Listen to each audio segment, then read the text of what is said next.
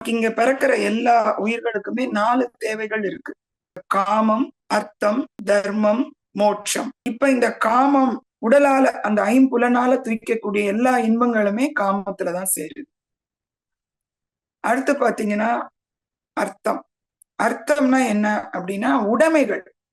எந்து, எனது அப்படிங்கிற ஒரு உடைமை, ஒரு மனப்பான்மை நிறைய வர ஆரம்பிக்கும். அதுலயே அபரிமிதமா போகும். தர்மம்.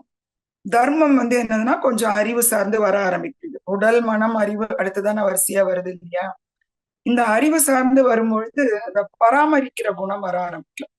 சொசைட்டில, குடும்பத்தை, நமக்காகன்றதை தாண்டி பிறரோட இதையும் பராமரிக்கிறது, நம்மளோட ஞானத்தையும் அந்த அதுக்கான பராமரிப்பு கூட இந்த அறிவு சார்ந்த நிலையிலேயே தோன்ற ஆரம்பிக்குது.